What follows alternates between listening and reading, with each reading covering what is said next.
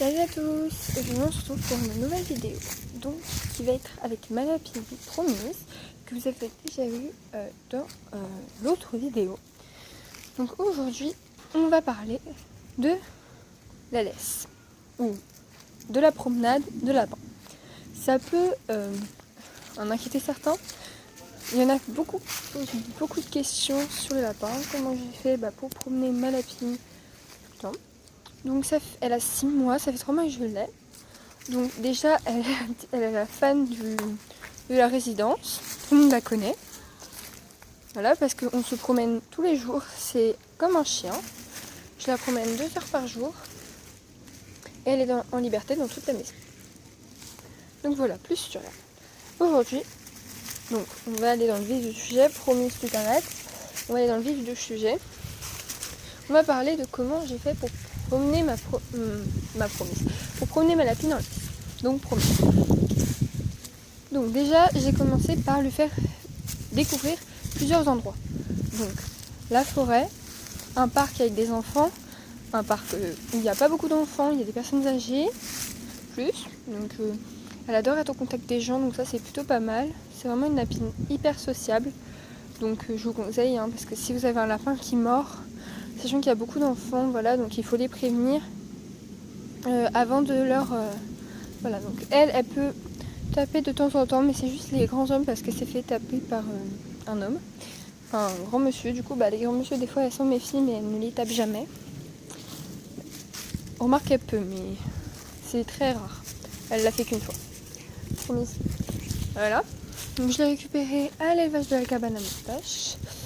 Donc elle a été maltraitée juste avant. Enfin, sa mère a été maltraitée et elle était toute petite et l'élevage l'a récupérée avec sa mère. Donc sa mère, moi, elle a récupéré la mère. Et puis elle m'a donné cette petite lapinette. Voilà. Et je vais vous expliquer maintenant comment on fait pour promener son petit lapinou.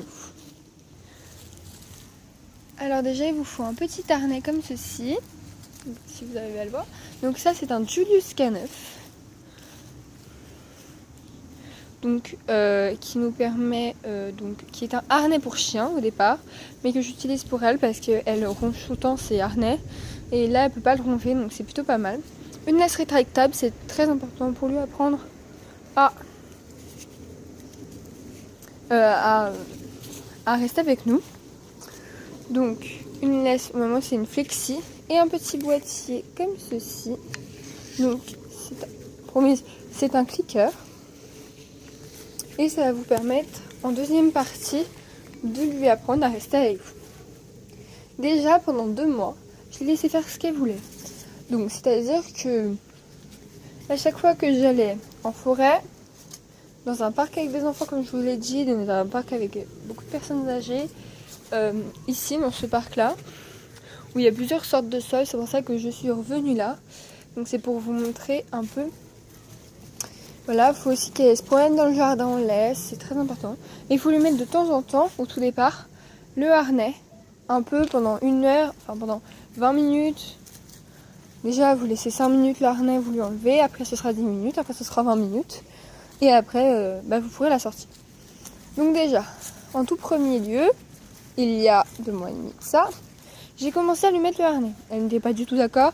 C'est normal, il faut laisser le temps d'adaptation. Je vais laisser quelques minutes, puis plus. Et j'ai laissé déjà jusqu'à 1 heure. Ça lui permet donc de s'habituer à son harnais. Après, donc j'ai fait ça pendant 1 semaine. Et l'autre semaine, j'ai commencé à mettre la laisse. À lui apprendre que si ça et ça, elle doit s'arrêter et c'est pas à moi de courir derrière elle. Voilà, même elle vient vers moi. Voilà, avant elle faisait pas ça, bien sûr. Donc déjà, vous allez la promener pendant... Et après, je l'ai sortie la première fois, la deuxième fois, la troisième fois, dehors, avec la laisse et le harnais. Et en fait, vous allez laisser tout faire. Vous allez laisser la laisse aller jusqu'au bout. Ok, et la laisser découvrir tout ce qui l'entoure. Donc la forêt, le parc, vous avez compris. Après, pour la deuxième partie, dès que ça fait à peu près 2 mois, voilà. La deuxième partie dure environ 1 à 2 semaines, ça dépend des lames. vous allez aller jusqu'au bout de la laisse. Vous allez bloquer. Mince. Vous allez bloquer. Et vous allez lui demander de venir vers vous. Et pas qu'elle aille n'importe où elle veut, elle doit venir vers vous. Vous allez rester comme ça, vous allez l'appeler. Promise. Et dès qu'elle fait un pas vers vous, vous cliquez. Même si elle ne vient pas totalement vers vous. En gros, dès que la laisse, voilà, fait ça, voilà, vous cliquez. C'est difficile avec. Elle va comprendre et vous allez pouvoir lui donner une friandise. Dès que vous lui avez donné, vous recommencez. Vous faites des petites séances comme ça de 10 minutes, pas plus, pendant 2 jours. Les 2 jours passés, vous rétractez la laisse et vous faites ça. Il y aura moins d'espace jusqu'à ce qu'elle soit de plus en plus précise. Et n'oubliez pas, avant chaque séance, vous devez les laisser faire un peu ce qu'ils veulent pour découvrir un peu le terrain.